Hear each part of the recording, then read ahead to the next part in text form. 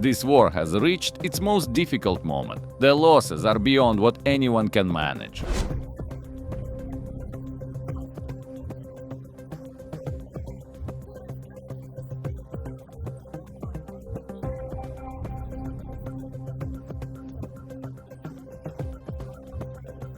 We are now talking about a war that is almost ending. Of course, this must stop. From the beginning, this was our policy. There were powerful circles in the US and Europe who did not want this war to stop.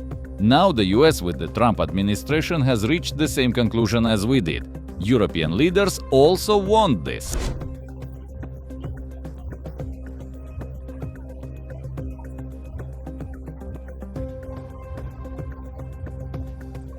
We believe the peace table will be created, whether in Turkey or elsewhere, but this peace will happen.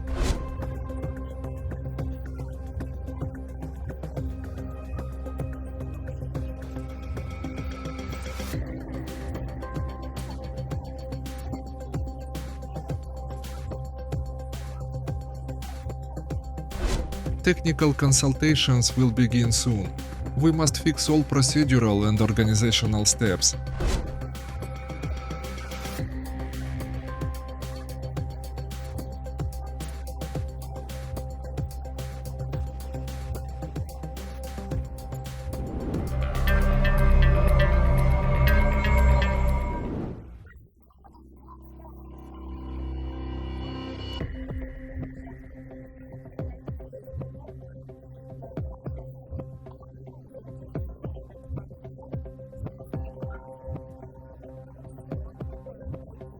We expect that one more strong country will help us more to save lives and bring the end of the war closer.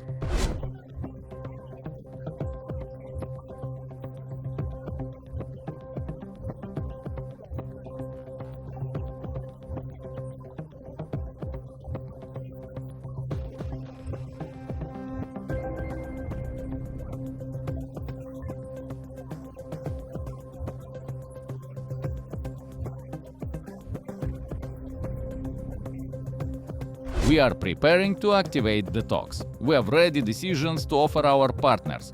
Ending the war is priority number one.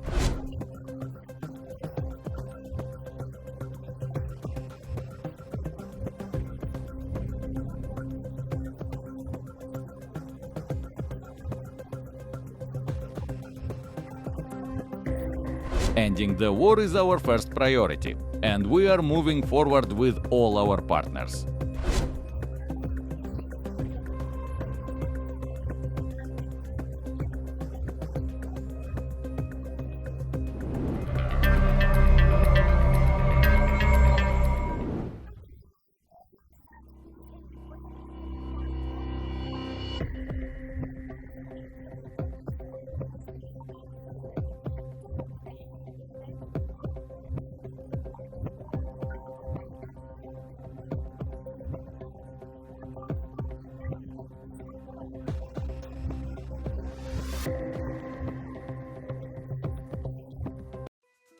Turkey makes a bold statement. Peace in Ukraine is not just a goal, but an inevitability. We are working on ending the war.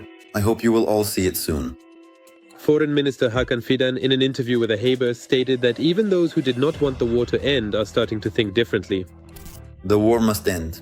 We believe negotiations are inevitable. Personally, I believe that negotiations will resume. Of course, we cannot go into details. This could happen in Turkey or it could happen somewhere else. But I believe that this peace will definitely come. According to him, for 3 or 4 years, there were forces that actively prevented the end of the war. And now a classic turning point has come. These groups are changing their position. Fidan calls the war a war of attrition where neither side can emerge victorious and the losses are enormous, human, economic and political. Of course, the war must end. That has been our policy from the very beginning. But in America and Europe, there were very influential groups that did not want this to stop. He also emphasizes diplomacy remains the main path to peace. Turkey believes in creating a peace platform, possibly even on its own territory. At the same time, Fidan does not reveal all the details for obvious reasons, but he says directly, peace is not only necessary, but inevitable. Right now, we are living through the darkest moment because both sides are focused on destroying each other's transport and energy infrastructure. They are striking military targets and have reached a deadlock. Now it has turned into a drone war. In addition, the minister notes the serious burden the war places on European countries. Funding military aid is destabilizing budgets. Money is being spent not only on defense, education, healthcare, and infrastructure are suffering. The European side is not actively participating in the war by sending troops, but it is constantly involved in the war with its money and support. And that comes at a high price. The blockade of Russia, you don't buy energy, you don't trade with it, with Russia. You have to pay for that. However, Fidan also sees obstacles. According to him, the main one remains the status of the Donbas territory, specifically control over the territories of the so-called DPR. He warns that any settlement must be realistic, taking into account the situation on the front and the interests of both sides. At the same time, Turkey is ready to play an active role. Fidan states that Ankara will not refuse any role in the peace process and that negotiations must be long-term and effective. Winter is ahead of us. What we are seeing now, in fact, we have all the conditions for peace, for a ceasefire. If we are to believe the Turkish Foreign Ministry, right now may be the closest point to a halt in the fighting, to a shift toward diplomacy. I think this war is now going through its very worst phase, because both sides are currently focused on destroying transport and energy infrastructure. Now it has turned into a drone war. No one can move anywhere. Only those who disregard losses are advancing. An important warning from Fidan: a peace platform is possible, but unpleasant decisions, including territorial ones, may be part of a future agreement.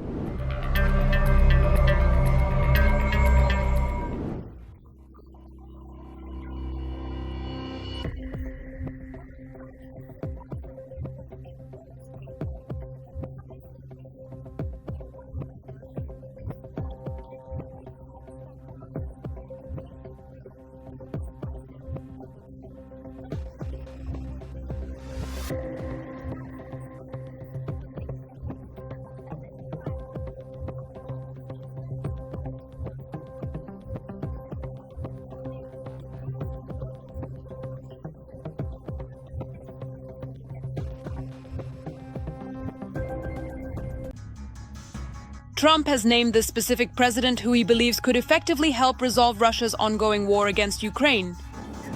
Putin respects him, and he is my friend. Recep Tayyip Erdoğan is actively involved in peacekeeping efforts to end Russia's war against Ukraine.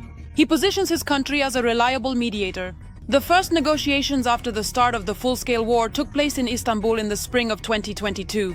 Several rounds of negotiations between representatives of the Kremlin and Ukraine also took place in Turkey in the summer of 2025. Turkey has always advocated for a diplomatic path to achieve this goal. Now, after 3 years of immense suffering, an opportunity has finally arisen. At last, an opportunity has finally arisen. We hope that the negotiations in Istanbul will open a new chapter. Turkish mediation was also crucial in the Black Sea Grain Initiative, the grain corridor, which was vital for global food security. The Turkish company Baykar continues to integrate Ukrainian-made engines into its combat drones. Ukrainian engineers are interning at the Baykar plant in Istanbul, and in the future, they will form a team to work at the facility in Ukraine, which during its construction is constantly under attack from Russia. Reinforced concrete buildings can be rebuilt. What truly matters is our will and our faith in this project. No missile can damage our friendship. Turkey's support for Ukraine is not limited to Bayraktars and mediation. We have demonstrated our solidarity with Ukraine in practice by providing concrete assistance in political, economic, humanitarian, and technical spheres.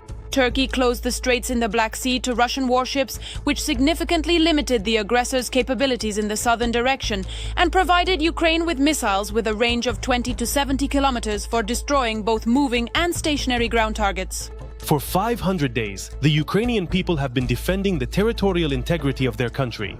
The year 2025 changed a lot in Ankara's relationship with Moscow. The Kremlin feels the distancing of its old partner, realizing that Putin has fewer and fewer allies. And then another blow from Erdoğan. By the end of 2028, Turkey plans to meet more than half of its natural gas needs through domestic production and imports from the United States. The Kremlin understands that for them, this means a loss of revenue and a reduction in Russian supplies to the European market. We won't run out of gas. We possess significantly more natural gas reserves than anywhere else in the entire world. We have it, but is it needed? But it's not just about gas. Turkey has implemented a decision to build 3 different types of military ships, which will take the country's navy another step forward. Turkey plans to develop one of the aircraft carriers together with Spain. In terms of size, it matches American nuclear aircraft carriers. In the summer of 2025, Turkey joined the drone coalition led by Latvia and the United Kingdom. Currently, the coalition already includes 20 countries providing Ukraine with military assistance in this area. In 2025, the coalition members pledged to allocate €2.75 billion in support of Ukraine and have already contributed $180 million to the Joint Procurement Fund. Just as we declared our rejection of the war 3 years ago when the conflict began, today we are determined to do everything possible to end the war through negotiations. In doing so, we continue our steadfast support for the territorial integrity, sovereignty, and independence of Ukraine. Turkey has declared its readiness to participate in the reconstruction of Ukraine. Projects are planned in the fields of energy, energy efficiency, social housing, and water supply. Turkey is interested in ensuring that Ukraine controls the northern coast of the Black Sea and that Russia does not appear there. In addition, Turkey is interested in the reconstruction of Ukraine. It is a huge market. Moreover, Turkey sees an opportunity to intensify the development of its military technical industry, considering that it can receive additional resources from selling its weapons. All of this together creates a solid foundation for being interested in this process. Turkey, as a NATO country, was ready to send its troops to Ukraine to guarantee the implementation of peace agreements. Naturally, this initiative was condemned by the Kremlin.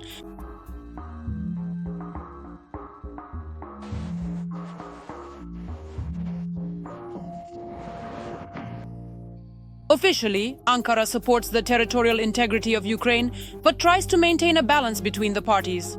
Turkey is still trying to avoid joining the Western sanctions, which in its view allows it to remain an effective channel of communication between the Kremlin and Ukraine.